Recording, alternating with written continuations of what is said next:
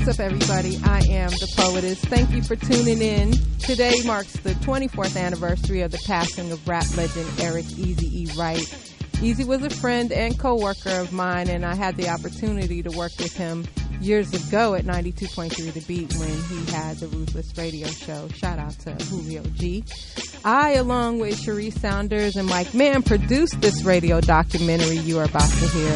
Just a few months after Eazy died, I was able to get some of the first exclusive interviews from Dr. Dre, Ice Cube, and DJ Yella, along with a host of others that participated. This was produced 24 years ago, so I might sound a little different. But anyway, please enjoy Rags to Ruthless, the Eazy E Story on MorrisMediaLive.com. Always hard. You come talking that trash, we'll pull your car. Knowing nothing in life but to be legit. Don't quote me, boy, I ain't said nothing yet. Eazy E. Rags to Ruthless. The Eazy E Story, hosted by the Poetess. Yo, what's up? It's the Poetess. We all know Eazy E, the kid from Compton who spit out lyrics reciting the harsh, violent realities of coming up on the streets. But do we really know Eric Wright?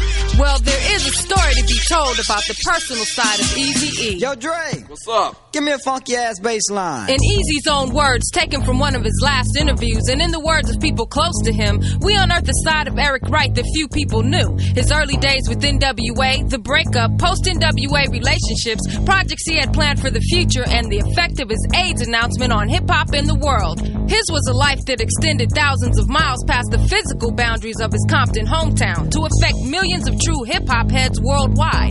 Today, we give respect to the boy in the hood who dared to dream big.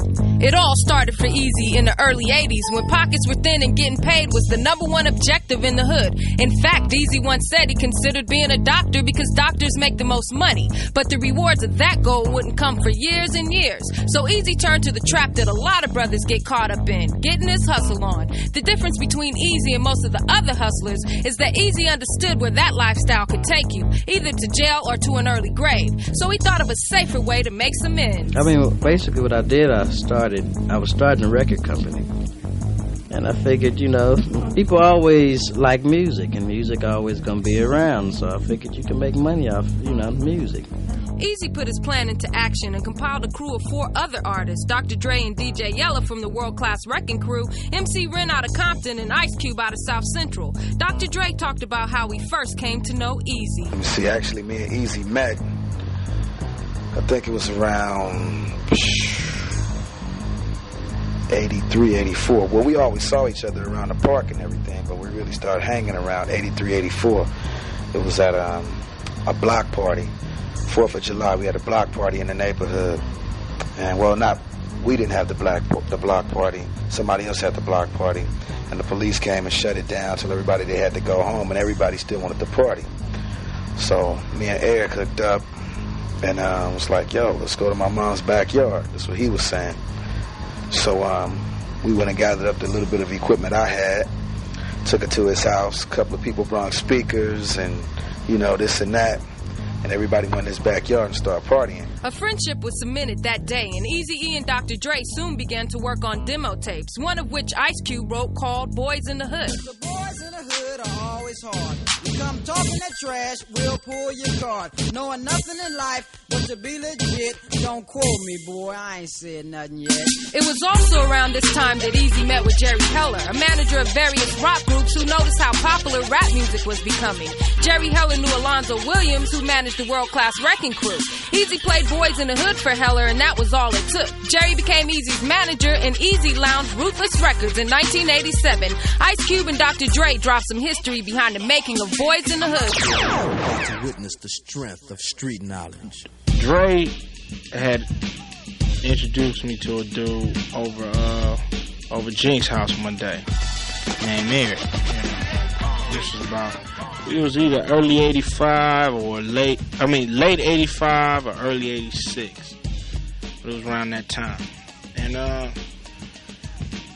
you know, he seemed pretty cool. You know, Dre knew him and stuff. You know, I was rolling with Dre all the time. So I rolled with him and stuff. And just was hearing him talk. He was starting to mess with Lonzo. But he wanted to do the same. Eric always, he never wanted to like be on somebody else's stuff. He always wanted to like start his own stuff. So I think he was just like hanging around Lonzo, which was Lonzo the Wrecking Crew, trying to see what he knew about independent record labels, doing boom. So he had a group called HBO, and that group was a group. They was from New York that Dre had met. And Dre wanted to put him down. Lonzo didn't want to put him down, so Eazy was gonna put him down. Dr. Dre. And I knew Eric had a few chips. I knew he had some change from hustling. So he said he'd be with it. He wanted to check him out. Actually, it was Eric and another buddy of mine named Laylaw. Laylaw wasn't with it either, so he left. It was me and Eric in there. Eventually, the HBO guys, they left the studio, and it was me and Eric in the studio. So I talked him into doing the rhyme. The song was Boys in the Hood. But Boys in the Hood was originally meant for HBO to record. Ice Cube explained. Eazy told me to write a song for him. So I wrote a song called Boys in the Hood. They didn't want it because I was from the West Coast. They was from the East Coast, and East Coast was dominating. So what happened was Dre convinced Eazy to rap. I talked him into doing it. He was pressured. He was like, "Yo, I ain't never rapped before. I can't do this." So I eventually talked him into doing it. He put on some dark glasses and we cut the lights down, and and he did it. Next day, we had a hit record. Yella remembers just how much Boys in the Hood blew up. Eric, he was never a rapper. Never. And Dre convinced him to rap it. And then that little voice, that unique voice he got, took it over. That's what started it. Once it got to K-Day, and Greg Mack played it, it went #1 like 7 or 8 nights in a row.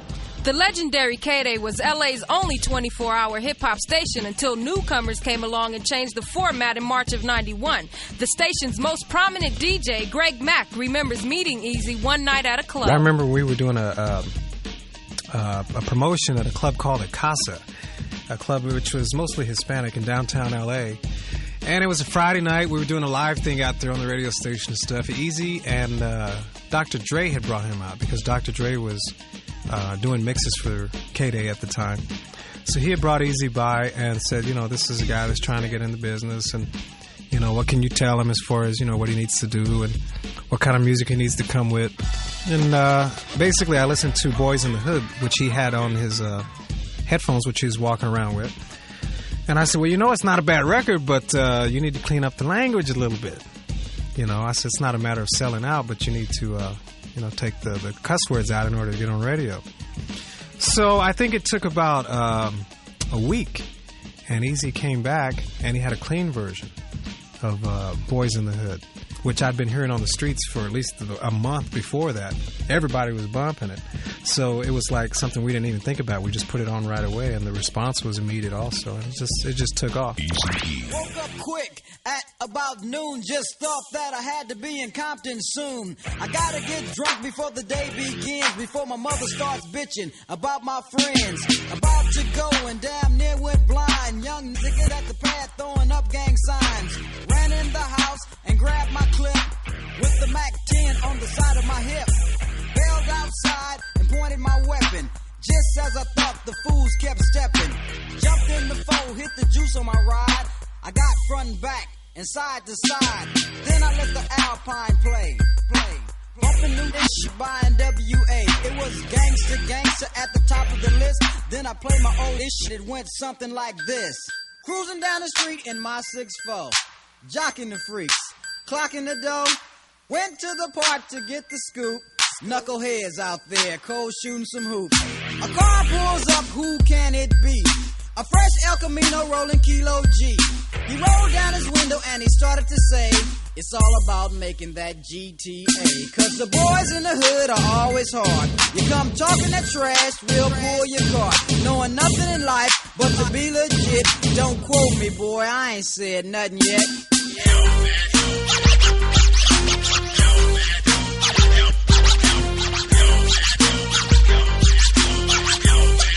Get up, get down.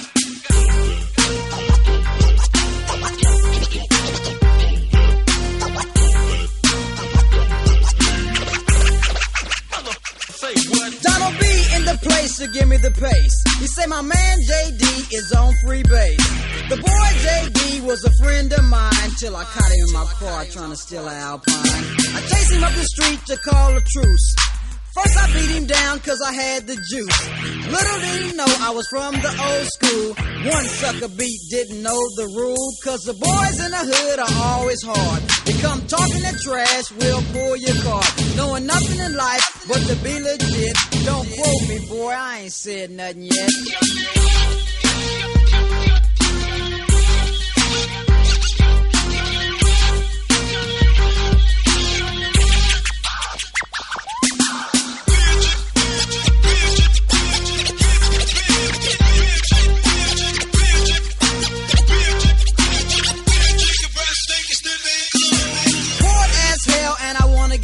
So I went to a place where my homeboys chill.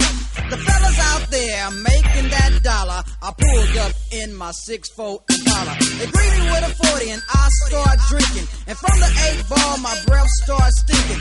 Left to get my girl to rock that body. Before I left I hit the Bacardi. Went to her house to get her out of the past. Dumb girl said something that made me mad. She said something that I couldn't believe, so I grabbed a stupid girl by her basket weave. She started talking trash, wouldn't you know? Reached back, caught myself, I had to go. Her father jumped up and he started to shout, so I threw her right across, cold knocked him out. Cause the boys in the hood are always hard. You come talking that trash, we'll pull your card. Knowing nothing in life but to be legit. Don't quote me, boy, I ain't said nothing yet.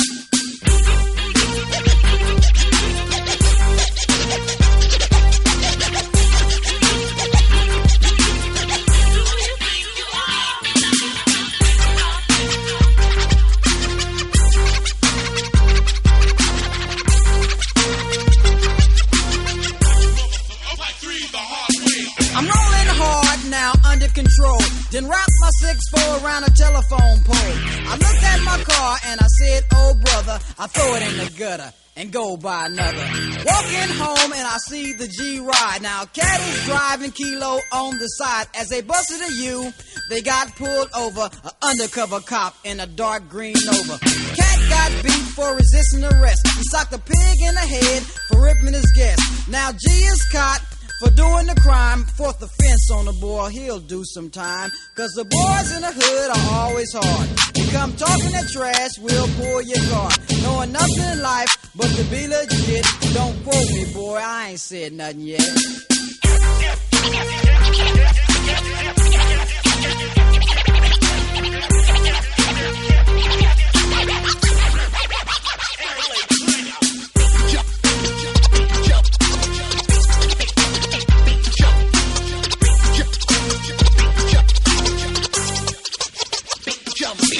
I went to get them out, but there was no bail. The fellas caused a riot in the county jail. 2 days later in municipal court, Kilo G on trial, cold cutter fort. Instruction of the court, said the judge. On a 6-year sentence, my man didn't budge. Bailiff came over to turn him in. Kilo G looked up and gave a grin. He yelled out fire. Then came Susie. The girl came in with a submachine Uzi. Police shot the girl but didn't hurt her. Both upstate for attempted murder. Cause the boys in the hood are always hard. You come talking that trash, we'll pull your card. Knowing nothing in life but to be legit. Don't quote me, boy, I ain't said nothing yet. Boys in the Hood may have seemed like an overnight hit, but it did need a little push in the beginning. Dr. Dre knew that the group liked the song, but he didn't know if anyone else would. So he decided to get his hustle on. See, what we did was we went down and we got the fictitious business name, put it in the paper, came up with Ruthless Records, and we used to go down to a place called Macola. And what we used to do is we used to sell the records ourselves. We didn't have no distribution deal or nothing.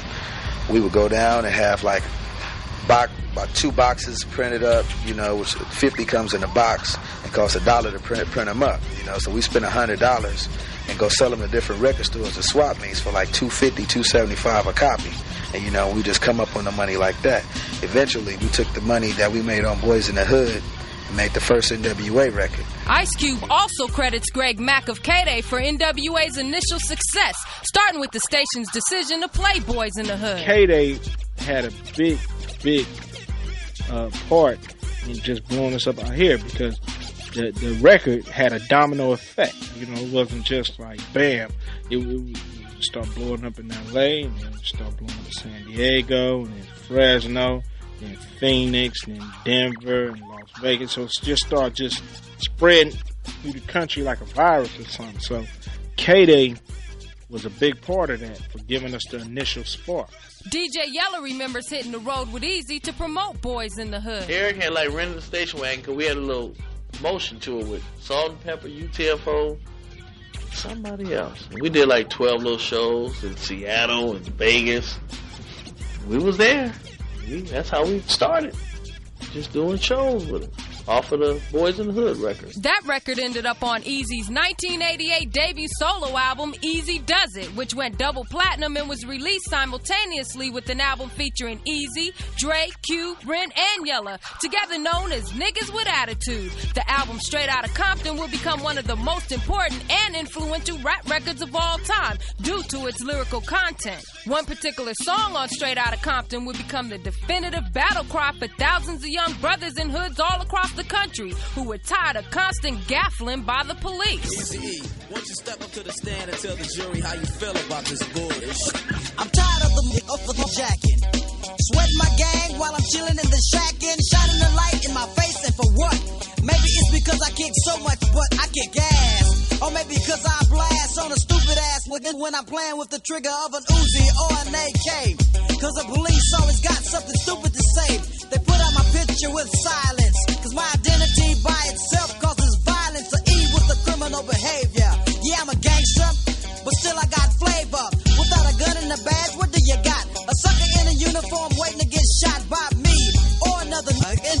And with a gat, it don't matter if he's smaller or bigger. And as y'all know, E's here the rule. Whenever I'm rolling, keep looking in the mirror and it's on cue, yo, so I can hear a dumb with the gun. And if I'm rolling off the 8, he'll be the one that I take out and then get away while I'm driving off laughing. This is what I'll say. Police. Police. Police. Police. The verdict. The jury has found you guilty of being a redneck white boy. Of course, 5-0 departments across the country were not amused with this single. During the summer of 1989, NWA members were detained in Detroit and Ohio for performing the song in concert. Later on that September, the FBI sent a letter to Ruthless Records and various radio stations, denouncing the song as a personal threat to law enforcement agencies everywhere. Greg Mack was bumping NWA songs on K-Day when he got the word. When they got the letter from the FBI, we were shocked by it. We were like, what? You know, these guys, they're not bad people. But that was just the image they was putting out there. And then, you know, it kind of made me really listen to what they were saying when they were talking about F the police and all of that. And after I experienced it a few times of run-ins with the police, I knew exactly what they was talking about. A lot of brothers could relate to F the police, and Yella will tell us exactly why the song was written up next on Eazy E, Rags to Ruthless. Eazy E. Rags to Ruthless. The Eazy E Story, hosted by the Poetess. Yo, this is the Poetess. We back up in here paying tribute to Eazy E. Here's Yella to drop the 411 on what inspired F the police. Actually, what inspired us was the police, because that's how they treated us. Treated everybody in Compton like that, you know. Pull you over for nothing, sitting on the curb, you know, just doing all kind of stuff. Everybody in their lifetime once wanted to say the police, you know, just to say, you know, because you're getting hassled for nothing, or they looking at you crazy. So we just did a song. We didn't know it was going to stir up that much controversy. FBI call in, you know. We go to concerts. When we did our tour, we couldn't play the song. You know, it was in the contract not to play the song. I was like, we didn't know it was going to do that. But we were just telling the truth.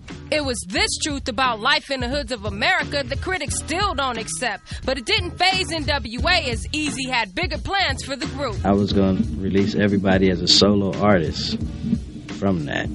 But we was doing NWA first. Everybody was going to have their own solo album. I mean, at least me, Ice Cube, and Ren. Because Dre really never rapped anyway.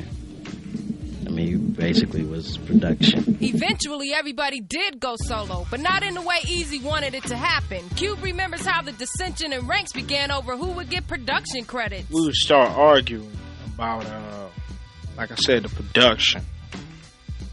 We would have massive arguments about who produced this, what really is producing a record. I was telling him, I said, well, if a record is unfinished and I say something to add to the record that's going to help finish the record, I said, I'm producing, I'm helping to produce the record. Nah. I said, okay, man. And, well, I mean, we would go through all these scenarios. I said, man, if I'm baking a cake, if we baking a cake, you got the flour, you got the eggs, but I bring the sugar. You know what I'm saying? I'm helping to produce the cake, you know. No. You know, they had the philosophy, whoever did the beat, whoever did the bottom beat is the producer of the record. So that's when it just started getting real hectic. Dr. Dre felt it got hectic when the big money started coming in. We started seeing those big numbers. You know, we were in Phoenix, Arizona, and some of the people from Priority Record came down there with the platinum records and what have you. They came down there with checks for everybody, you know. And we were like, okay. So they came down and they set these $75,000 checks in front of all of us, right? All five of us. And we were like, okay, what's this for? And he was like, okay, this is for, you know, record sales. And this is for this is for record sales and for an advance on the next record, you know, small advance on the next record. So we like, cool. But there was a but on the end of that, you know. But legally, you guys aren't a group. NWA is not a group legally because there are no contracts signed. See, up until then, everything was just verbal on a homeboy level, you know. This is what we're going to do, this is how we're going to do it, and that's it, and this is how we're going to get paid, you know. So Jerry Heller comes in, and he goes, yo, you guys are not a group until these contracts are signed, right? You can't get these checks until these contracts are signed. So seeing $75,000 sitting on the table, you know, we some kids out of Compton. We've seen most at one time, $2,000, you know what I'm saying? Maybe $2,000 at one time. So we like, okay, cool. Well, I ain't got no problem with it. We a group anyway, so let's sign. Cube was the only smart one at the time. You know, he didn't sign the contract, you know, which, you know, that moment, they say the pen is mightier than the sword is oh so true. You know, that moment messed us up for a long time. One of the issues affecting Cube's decision not to sign that contract was the absence of royalty money from the Eazy Does It album, which Cube, Dre, Ren, and Yella helped to produce. Eazy royalty statement came. So I just know that this money is about to be broke up 5 ways, you know, and everybody's going to get paid because everybody contribute. You know, even though Eazy was the name, NWA put that record together. And dude was like, nah, this is Eazy money. We getting NWA money. I'm like, Eazy and NWA the same thing. It ain't no difference. Besides name, that's the only thing that's different. DJ Yella said the problems continued even after Ice Cube left. Yo, you know what? We out of here. It was just 4 of us left. We did the Niggas for Life album. And right after that album, that sold 1 million in a week. And it's funny because we didn't tour off of it. I think that's what really caused the problem, because we didn't tour. You know, we was trying to go for big arenas, but they wouldn't let us get in them because of insurance or, you know, whatever they were stopping us from. And then I think that's when the problem started. Right after finishing that album, it just started between him and Dre, you know, whatever they little differences was, I really didn't know because I didn't even get into it. I just stayed neutral. And because Yella stayed neutral, he was pretty much left out of the many diss records that would soon pop up between the former NWA members once they went solo. Cube described his relationship with Yella. You know, I've never had a problem with Yella because I figured Yella never ever had a problem with me. And that's why he was basically left out. No Vaseline, you know what I'm saying? Like one line or something. Basically left out. Yella, all that it was just, man, I know it's childish, but I didn't want to start that. You know? And I didn't. And the first chance I got, I just did a record. You know, America's Most Wanted, I just did a record that I wanted to do. I wasn't thinking about this and NWA and nothing like that. That didn't cross my mind. And it was shocking to really even hear that first thing on 100 Miles and Running. You know, I was like, oh, damn, it's on like this. In NWA's 1990 gold-selling EP, 100 Miles and Running, the remaining members of NWA dissed Ice Cube for leaving the group. Cube said he couldn't let that slide without responding. On my first album, I didn't make a point to say anything about NWA. If you listen to America's Most Wanted, it has nothing towards me. But then they did 100 Miles and Running EP, where they dissed me in the EP. So I was like, okay. So I did a little something back on Kill It Will, you know. So on their second album, they just, came with it. So on my second album, I just was like, no holds barred. It's just on.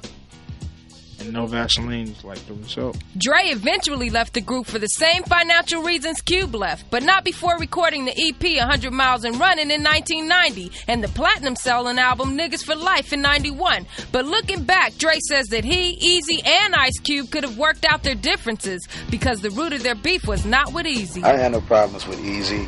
My main problem was Jerry Heller. That was my main problem. I told Eric before I left, I was like, look, I gave him a choice. Look, you get rid of him, we all good. We can do business still. If he's still around, I can't do nothing with you. Period. Because he's a bad business partner. Period. As far as I know, it's nothing to just say get rid of him and get another manager. Period. Somebody just gonna be on the level. But he didn't want to do that, so I had to step and do my own thing. I had to look out for Dre.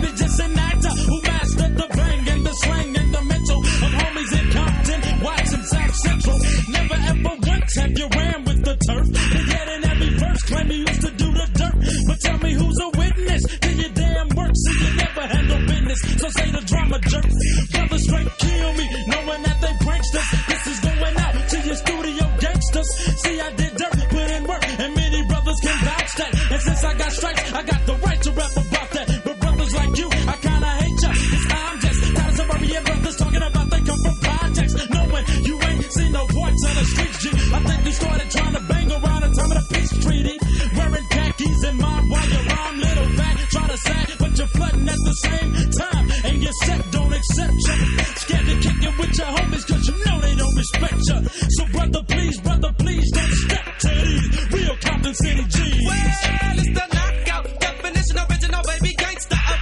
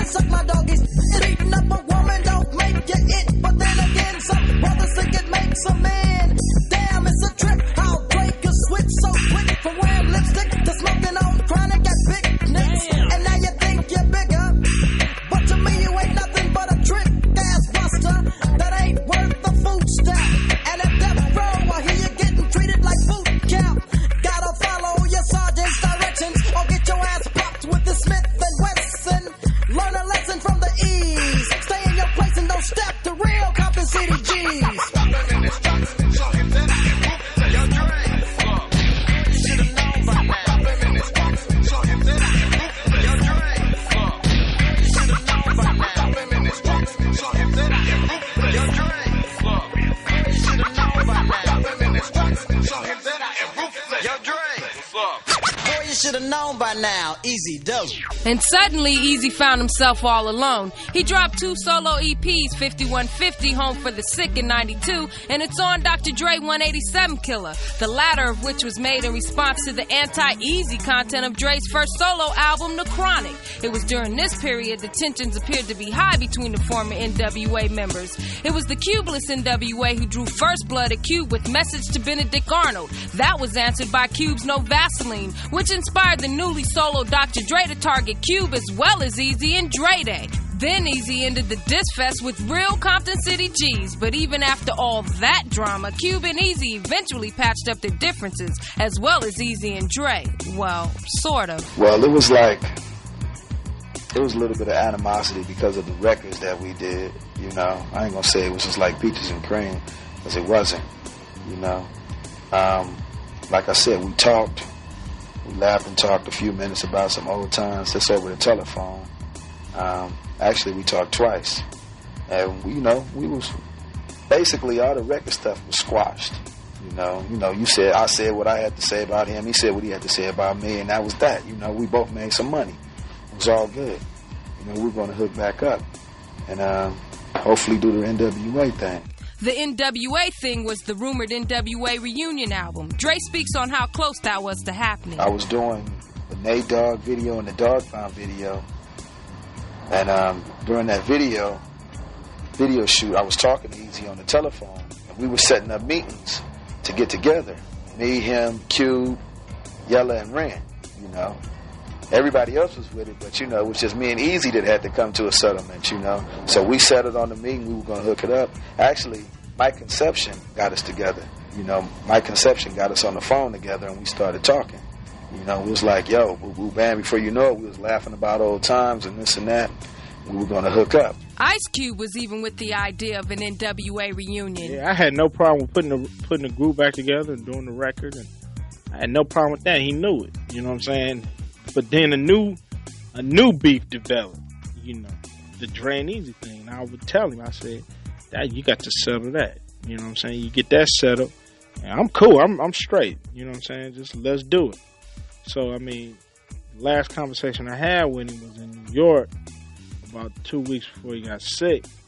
And I said the same thing. But just as no one really knew about a possible reunion album, no one really knew the whole Eazy E. And according to Yella, very few people saw the real Eric Wright. His image was one thing, but personally, he was like one of the coolest persons you want to know. Because he was a person that didn't say no. Never say no. You ask him this, he never say, nah, man. He'd just say, I'll call you back. You know, he just, you know, he did a lot for a lot of people. A lot of these, you know, rappers on his label and all that, he did a lot for them. Everybody know that too, you know. But he, you know, he was a real nice person. Deep down inside, he was a nice person. Greg Mack has similar memories of Eazy's huge heart and concern for young kids. So many people don't know all of the times that he would go and just pick up busloads of kids in the hood, poor kids, and take them up to Magic Mountain and spend the whole day with them. So many people don't know about all the different children's organizations, all the money he gave to charity, all the thousands. I mean, it's got to be near $1 million at least that he's given to charities just on the DL, and he didn't want nobody to know. You know, he was just that kind of person. A lot of people don't know that side of him. Some thought he was being a tad bit too nice in 1991 when he accepted an invitation from Bob Dole to attend an exclusive White House luncheon for Republican campaign contributors. But while hip-hop heads were calling him a sellout, the fact was that he was invited because of his generous contributions to various charities. I want this thing called Athletes and Entertainers for Kids and Make-A-Wish Foundation and all other little, different charities. I am not a Republican. That was a publicity stunt. I'm a Republican. It's like I paid $1,500 for $1 million worth of press. In October of '93, Eazy ran into a roadblock from the mayor and police chief of his own city. When Police Chief Taylor denied Eazy a permit to shoot his Compton City G's video in Compton, he returned and asked the city to overturn the chief's decision. Mayor Bradley not only denied the request, but took the opportunity to sweat Eazy about his lyrics, which he felt degraded women and glamorized violence. But Eazy met with the mayor a second time to explain how some of his lyrics are not as negative as he suggested to the city council. I mean, the stuff that I'm doing, I figure what I do is positive to me. I'm talking about as far as me in the business. That's positive. But rapping, I wouldn't advise no kid to go out and do everything that I talk about. But all the stuff that I talk about do happen, you know. Just let them know what's really going on in the streets.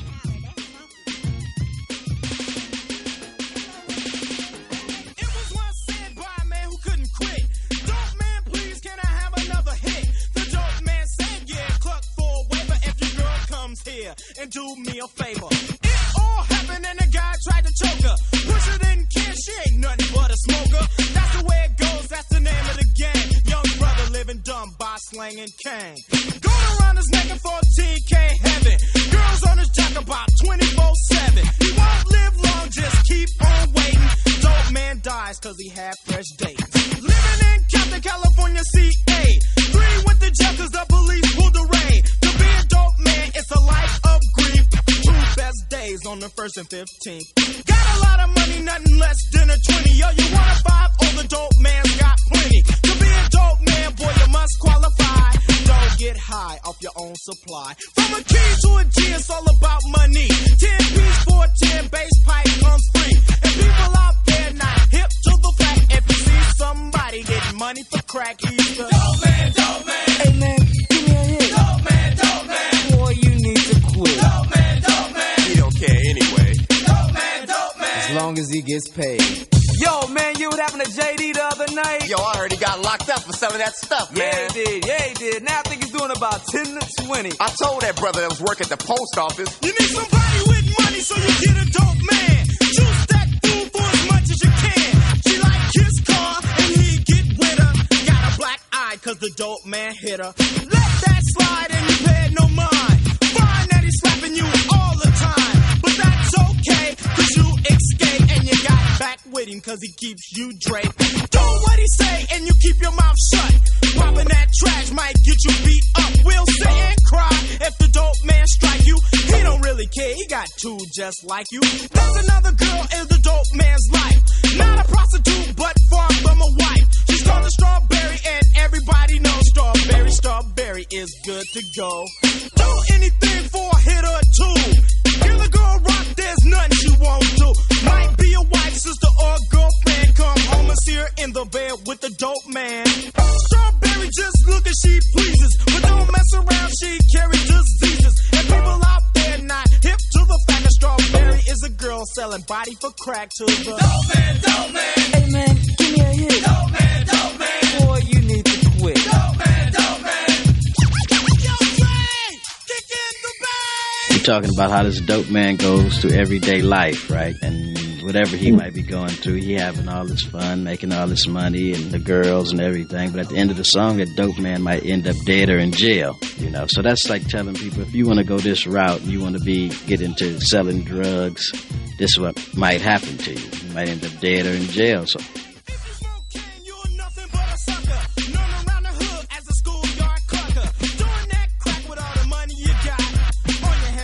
searching for a piece of rock. Jumping for a hit and you're looking for more. Done stole the Alpine out of Easy 6-4. You need to be woke cause it's out of this earth. Can't get a 10-piece, need $1.50 worth. Knucklehead boy, yeah, you turn into a crook.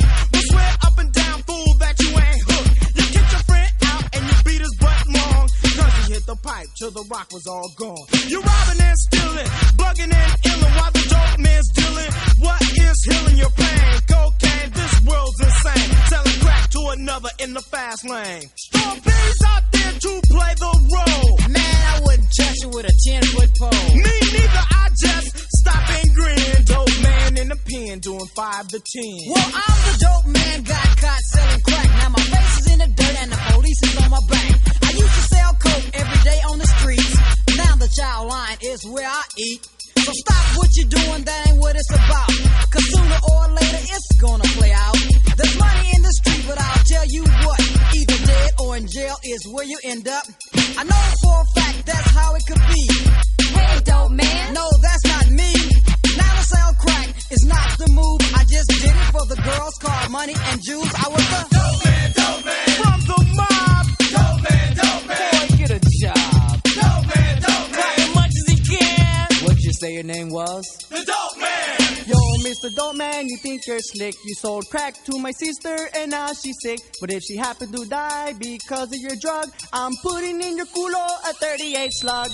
When we return, Code 187 from Above the Law speaks on the murder plot on Eazy's life by white supremacists on Rags to Ruthless, the Eazy E Story. So just kick it and listen to the station playing my music. It's hard to lose it. It's constantly on request cause you choose it. I'm Eazy E. My rap is strong. And your radio's dead when my record's on. You wanna know why? Because I'm on the radio. Rags to Ruthless. The boys in the hood are always hard. You come talking that trash, we'll pull your car. Knowing nothing in life but to be legit. Don't quote me, boy, I ain't said nothing yet. Eazy E. Rags to Ruthless. The Eazy E Story. Hosted by the Poetess. Yo, what's up? This is the Poetess. We back up in this piece paying special tribute to Eazy E. In July of 93, the FBI would again seem to creep up as one of Eazy's foes. Eazy, along with Chuck D, Jesse Jackson, Rodney King, and Reverend Cecil Murray of the First AME Church were targets of a murder plot by white supremacists who wanted to start a race war. According to Code 187 from Above the Law, Rodney King and Reverend Murray were informed of the murder plot during the agency's investigation, but Eazy found out after the fact while watching the arrest of the two skinheads on the news. 187 is still a little hot about the FBI's handling of the whole situation. That just shows you that they setting up camp to go up against powerful black people, and we still, like, you got leaders in our communities that weren't supporting people like Eazy E, and these are the people that the racist people were targeting at, like him and Chuck D. Really, basically, is what I was talking about. People who really mean something to the youth. And here we out here, we illing against each other. We fighting, killing, tripping on each other. And they trying to take us out. And if they take Eazy out, they can take any of us out. If they take Chuck out, they can take any of us out, And that really sat real close to me at home because it's like, one, that was my people's. And I'm a rapper, so it's like, yo, what's going on? So I felt real bad that the government would even let anything like this even exist. Right before his death, Eazy had a gang of projects he was working on, including the Ruthless Radio Show, a hip-hop mix show with Julio G and Tony G from K-Day's original Mix Masters. Eazy was also working on a compilation album with Yella featuring all the Ruthless acts, as well as his own double album to be called Straight Off the Streets of MF and Compton 1 and 2, which Eazy said would also feature Ruthless artists. Got a lot of different artists that's up and coming out of Ruthless featured on there. I have, who I got featured on my album? I have Menage a Trois, GBM, group I got called Gangster Bitch Mentality.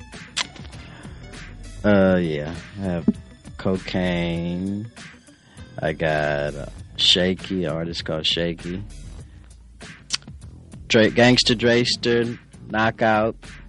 I have Bootsy on the cut. I have Paperboy on something. I have another kid that I got called Homicide.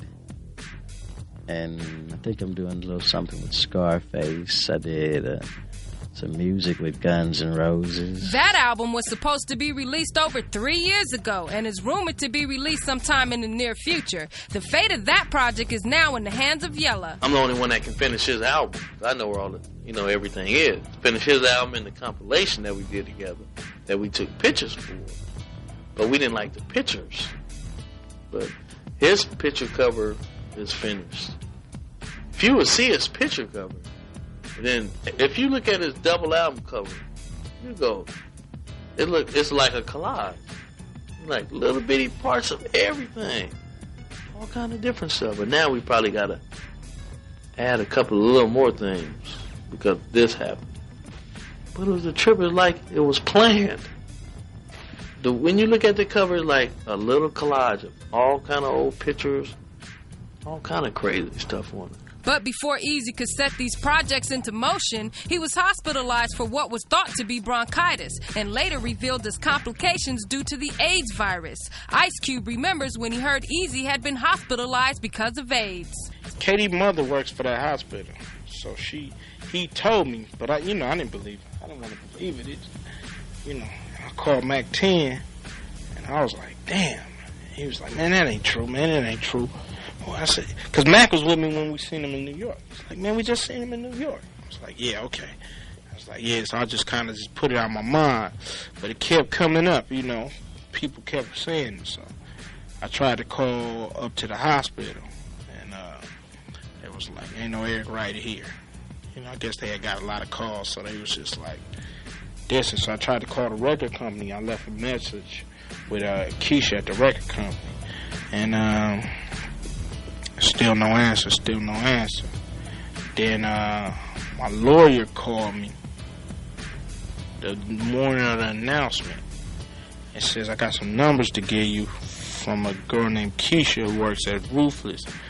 And she's trying to get in contact with you. And I was like, he said, I made her tell me why. And I was like, why? Then he just told me. I was like, damn, I was getting dressed. I was like, damn. So I just called her, and then she was just ran it down to me. Yella remembers getting the news after weeks of denying rumors that Eazy had AIDS. I was at home, and my buddy Big Man, he called me. He said, you sitting down? I said, no, I ain't sitting down. For what? He said, oh, you sitting down? I said, all right, I'm sitting down. I was standing up. I lied. He don't know that, though, but I lied. And he told me, he said, it's true. Right when he said it's true, I knew he was telling the truth. I knew he wasn't joking. Because it's the same 2 weeks later, he had called me again. He said, you sitting down again? He said he passed away. And I just my whole night was over. I was through for the night. It was like Trump. He told me both times. And every time, as soon as he said, it's true, I knew it. I just to this day, I don't believe he's dead. You don't even see him. I wait for him to, because he'll do that all the time, be missing for 3 weeks, just whatever he be doing, then he'll pop up. It's a trip. It don't even seem real. Of all the people, that is some crazy stuff. That fast. I mean, it didn't take nothing but a month. In a moment, we'll get more reaction about Eazy's AIDS announcement and death.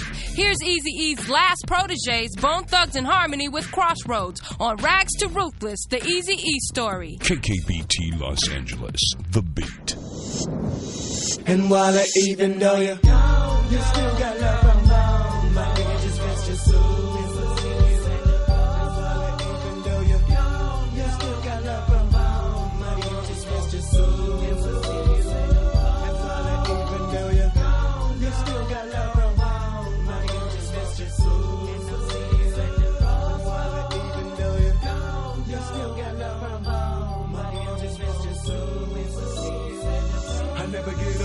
You can tell me, just a nigga wicked while we get pep, put in the coffin. No, I made the game take a fall. I made the game try to swing them doors with no whistle, we lost it. But damn, why did you have to kill them? I never did think it'd be one of my truth to get caught up in red rum. I said and I pray every day, God don't let me get smoked. Oh no, a nigga ain't scared to go, but I still got a life to live. Oh, but so did my nigga be gone. And all that it left is memories. But when I die, you gon' see me. 1, 2, 3, while they rest in peace. Gotta be into the wild, so many of my niggas in the sad that die so much pain.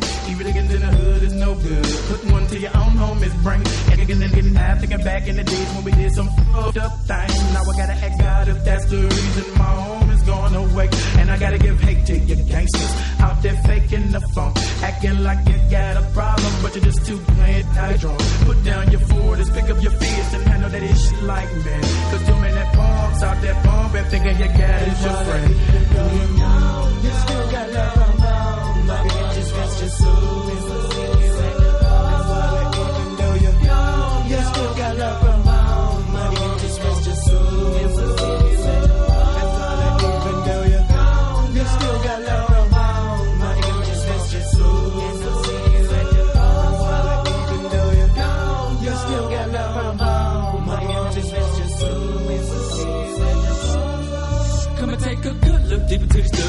sluggish.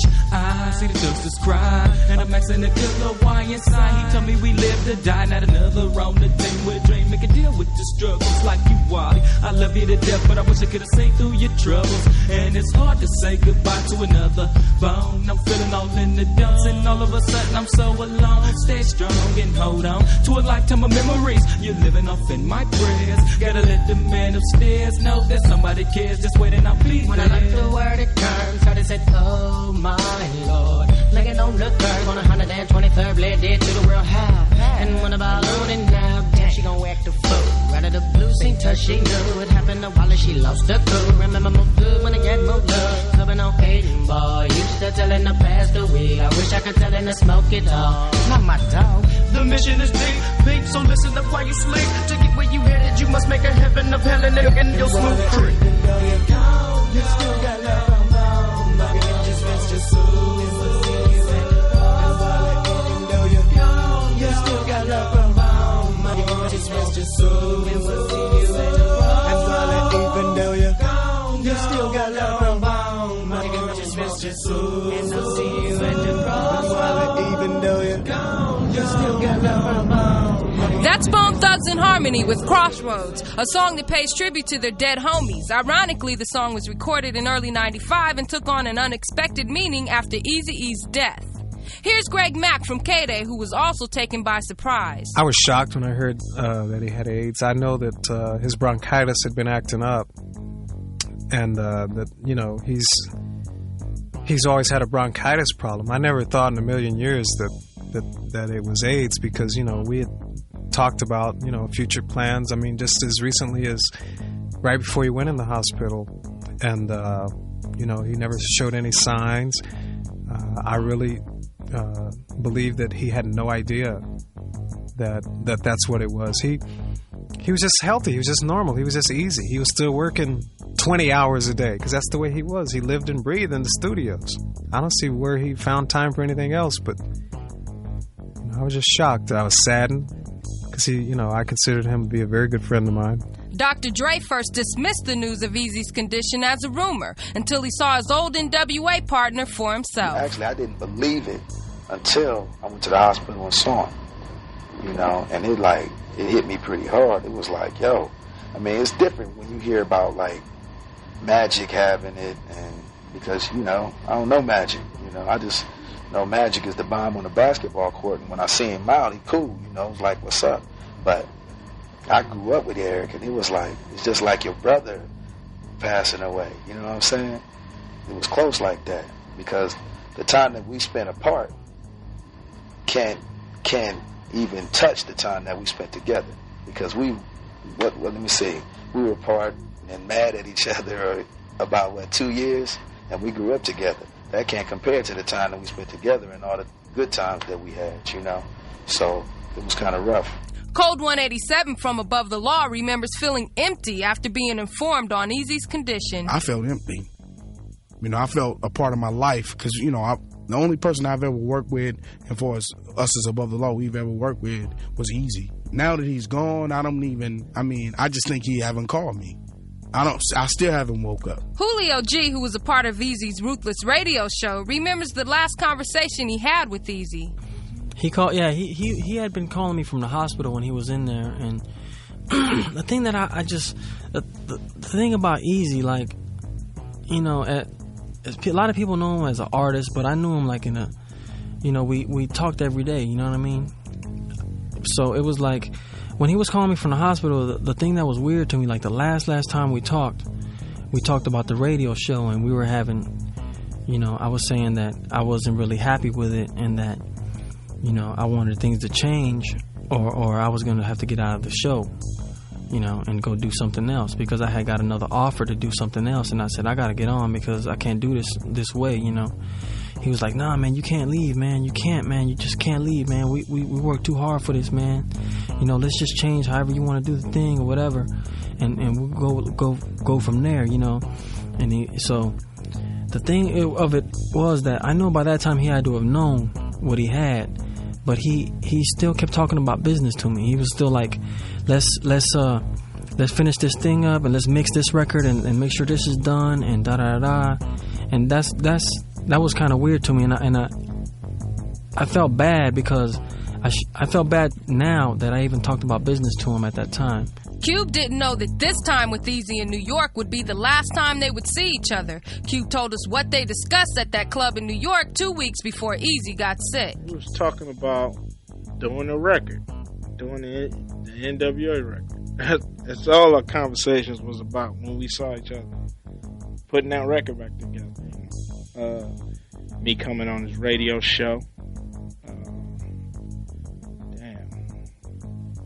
Pretty much bagging on people in the club. I was congratulating him on Bone Thugs and Harmony and the success he was having with that. And he was telling me what he had, in the chamber. I kept sweating him about, when we're gonna hear this album, this double album we've been hearing about for the last 2 years. I was just basically like, nigga, you need to come out with a record, man. You coming out with these little EPs and stuff. You need an album. Just getting on him saying, you ain't had no album since 88.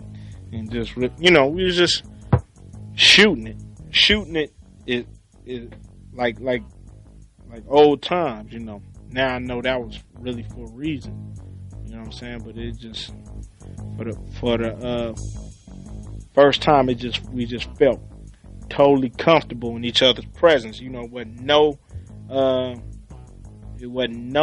even thoughts about what happened in the past. And people in the club was tripping. Just us hanging together, just laughing and kicking. Once Ice Cube got the official word of Eazy's condition, he rushed to the hospital to check on him. I wasn't going to go, and then I just went. And they said that he was unconscious. So I was like, okay, I'm staying. I got a room right down the street, and I was like, if he come to, you know what I'm saying, I can come up here, just call me. I'm right down the street. So, I never got no call, so I just figured, okay. I didn't want to just go in the room and just look at him, you know what I'm saying? I just was like, okay, if he come through, I can go in there, I can talk to him. But if he don't, you know what I'm saying, I'm not gonna come back, because I'm not gonna just, you know what I'm saying? I got a memory I got the last memory of Eazy that I want, you know what I'm saying? The quickness in which the disease took its toll led some to believe that he may have kept the illness on the down low. But people close to him say his condition was unknown until days before the rest of the world was informed through a statement read at a press conference by Eazy's attorney, Ron Sweeney. Coming up, Chuck D of Public Enemy makes a comment on the effect of Eazy's AIDS announcement. But first, here's Eazy Does It on Rags to Ruthless, the Eazy E Story. Hey man, we gotta do a radio version of this song. Let it ride. I think I got something for it. Well, I'm Eazy E, I got women galore. You might have a lot of women, but I got much more. With my super duper group coming out to shoot. Eazy E, homegirls, cold knocking the boots. Cause I'm a hip-hop thugster, I used to be a monster. And if you heard, you think I own a drugstore. Getting stupid cause I got it like that. And if a sucker talks trash, I give him a smack. 8 balls sipping, the women are flipping. Slow down and hit a dipping, continue my tripping. Hitting my switches, collect for my business. Get the money that I make so I can add to my riches. Fill my stash spot and start rubbing my gag. Feeling good as hell cause my pockets are fat. A hardcore, feeling cold, roaming the streets. And with a homie like Dre, just supplying the beats. Because I'm a gangster having fun. Always got the knuckleheads on the run. Hitting like that, I make you ask what was it. Boy, you should have known by now. Eazy does it. Eazy does it. I was knocking up. What's your name, boy? My head, I thought was a trip, cold, hung up the phone. Now my only phone call was in the ganking zone. All the things I did for her, like keeping her on top. I swear when I get out, it's gonna have to stop. Well, by now you can guess that it was just my luck. The bailiff of the station was a neighborhood clerk. I looked him straight in the eye and said, what's up? And said, let's make a deal. You know I do you up. Now I'm back on the streets and I'm feeling good. I caught the stupid girl in the neighborhood. Pulled her by the hair and it was all because I had to show the girl what time it was. Because I'm a gangster having fun. Always got the knuckleheads on the run. Hitting like that, I make you ask what was it. Boy, you should have known by now. Eazy does it. From around the way, born in 73. Hardcore B-boy named Eazy E. It's 88 now, 73's obsolete. Boy with a serious attitude and 100% street. We'll be be back with Chuck D after this on Rags to Ruthless, the Eazy E Story. Rags to Ruthless. Rags to Ruthless. Rags to Ruthless. Quiet on the seconds, I'm about to begin. And if you didn't hear me, boy, I tell you again, my name is Eazy, or just call me E. But it doesn't really matter to me, cause I'm the same person, whether serious or rehearsing. I just gotta keep cursing. But this is for the radio, so I better chill. They won't play it if I get ill, but I'm like that, and that's an actual fact. Because the street is where my heart is at. Yo, I don't do dope, but I'm dope. Not a dope, but I'm doper than anybody who tries to cope with the rhyme I'm displaying and the beat that's playing. Yo, you can try all day and you still won't match up with the Ruthless pile. Cause Eazy's doing it Compton style. That's the city, and you say you could get some? Yo, it's easier said than done. Welcome back. This is the Poetess. Just 10 days after Eazy's press statement was read, Eric Eazy E Wright lost a battle with AIDS on March 26. To many of his fans, AIDS had finally hit home. Eazy's death was a wake-up call to young brothers and sisters, causing a dramatic increase in requests for HIV tests at local clinics and hospitals in the following weeks. Chuck D of Public Enemy agreed that Eazy's announcement should knock some sense into the people who think they're invincible. AIDS affects us as a people, I guess, disproportionately, higher than everybody else. So, I mean, it's something that, that hits a lot of us. I mean, Eazy E was a central figure that just didn't catch it like Magic Johnson caught HIV and was publicized. You see him doing all kinds of things, participating. No, they say Eazy was announced with it, and then he died 10 days later. So it's a serious wake-up call. Eazy was laid to rest at Rose Hills Memorial Park after funeral services were held at First AME Church in South Los Angeles. At the funeral, Yella saw firsthand the effect of Eazy's death on his fans. There was thousands inside, thousands outside. I mean, people just wanted to come just to see the casket. But when we was pulling him out, in the casket, going to the hearse and stuff, people just they were just breaking their necks just to touch the casket.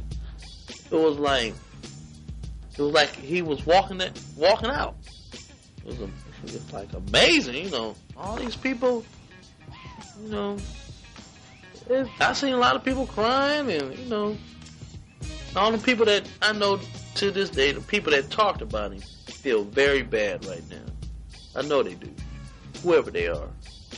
All the people that talked about him can't say nothing about him now.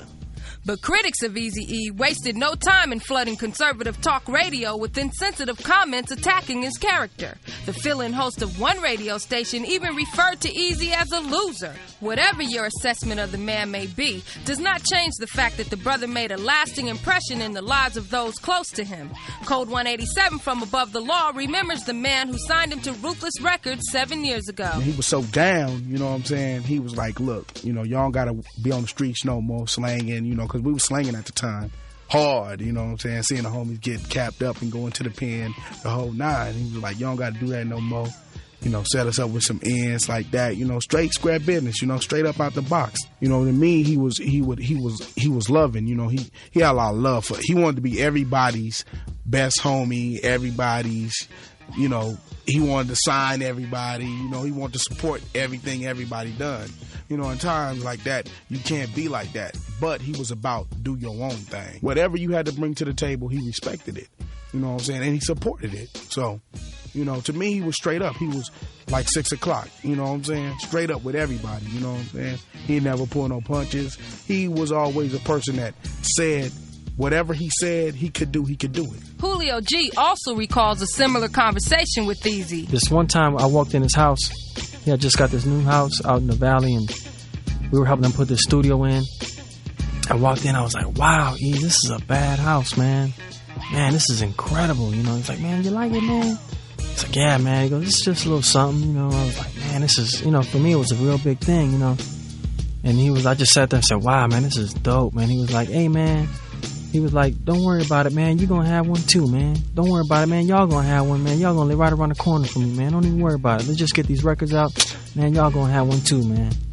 And at that moment, I said, that's cool that homeboy, he never let you get lower than him, and it never made you feel, like he was bigger than you. As As we mentioned earlier, Eazy was working on his next album. Here's a cut off that unreleased album, Just to Let You Know, on Rags to Ruthless, the Eazy E Story. Easy.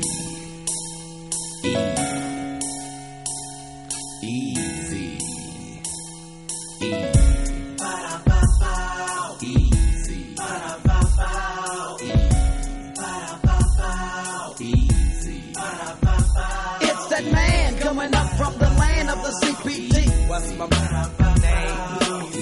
Coming through with the big lick for 94.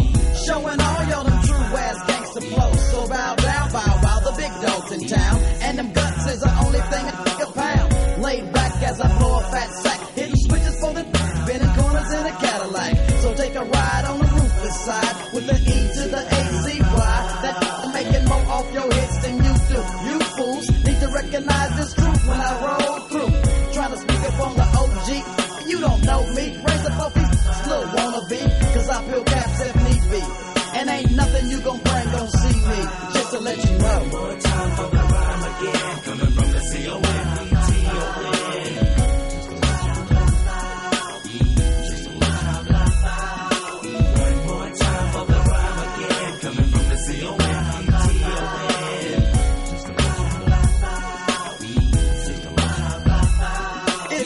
Coming up from the gang, so let me ride all the way to the bank. Cause ain't nothing on my mind but them chips. Gotta have a grip when a dip.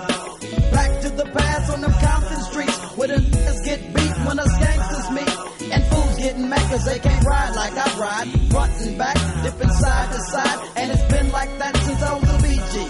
It's a E, that's what they scream when they see me. Mama said it be days like this. Fools screaming that I put them in a twist. Thought you had it bad, is it really all good? If the homies only knew in the hood that you was getting done like a $2 hoe.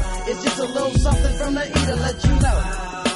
One more time for the rhyme again. Coming from the C-O-M-E-T-O-N.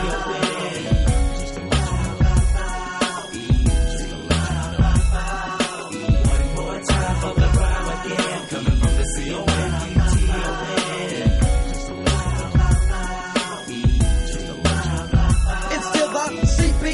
Nothing more, nothing less on a quest to put that bomb in my chest. Cause them bust ass can't see what I'm saying. They think the E be playing.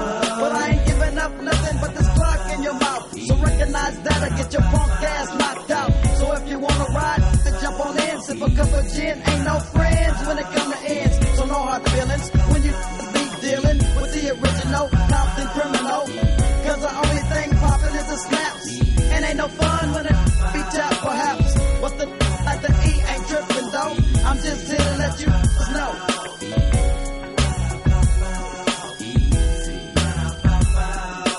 One more time for the rhyme again. Coming from the C-O-M-E-T-O-N.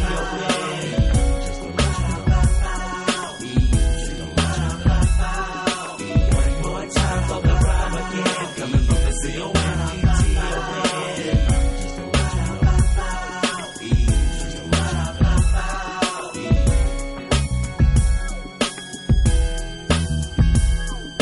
That's Just to Let You Know, one of Eazy's many unreleased songs. This is the Poetess, and you're listening to Rags to Ruthless, the Eazy E Story. Here's Dr. Dre speaking on his respect for Eazy's vision for himself in NWA. He definitely had a vision. He was seeing a lot. He was seeing a wider picture of the whole thing after he got into it than everybody else was seeing, you know, as far as like not trying to go take the record and be on somebody else's label, which all of us were trying to do. You know, we were like, yo, let's get a record deal with somebody. Opposed to that, he was saying, yo, they had to start somewhere to do their record company, so why can't we do it, you know?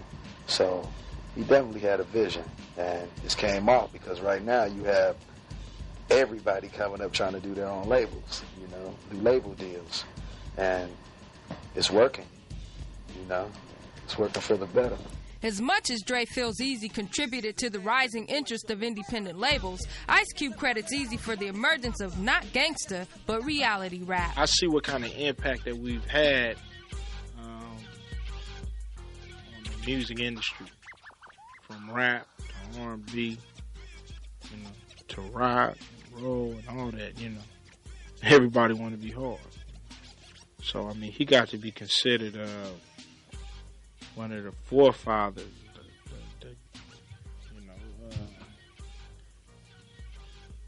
I mean, we ain't doing it no different than George Clinton did it back in his time, and you know, all the other people who just put it down the way they wanted to put it down.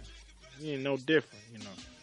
But he got to stand up. He changed the music industry. I mean, as long as this thing lasts, I mean, it's definitely because of Eazy E that we made ripples in the music industry, you know. To this day, you got singers trying to be as hard as us.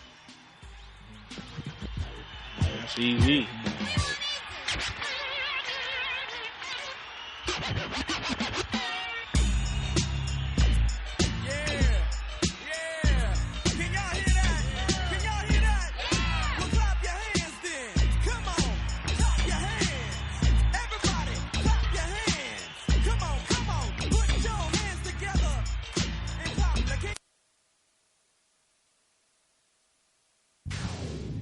Rags to Ruthless. Eric Wright touched many people with his vision and generosity.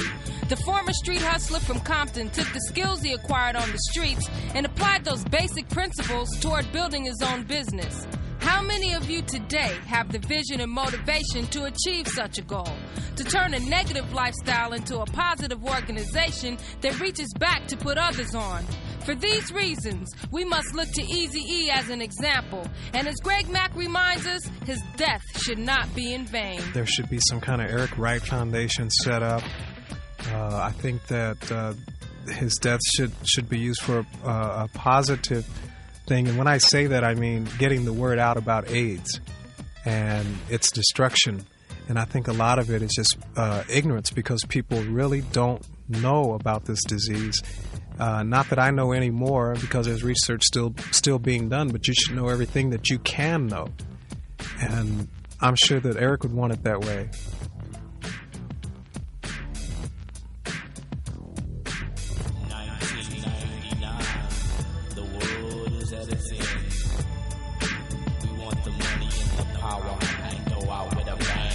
It's the end of the world, and still people ain't got no satisfaction. I gotta get what's mine, put it on my set number 4 on a trip and I'm blasting. Cause I'm known as a G, and we coming from the CPT. And you should know, suckers running backstage, easy. What I'm up, what I'm up, what I'm up, what I'm up, what I'm up. What I'm up, what I'm up, what I'm up, what I'm up, what I'm up. What I'm up. This is a real live jack in progress. Sucker, give up your goods to take 2 to the chest with the quickness. Cause I ain't playing around, G.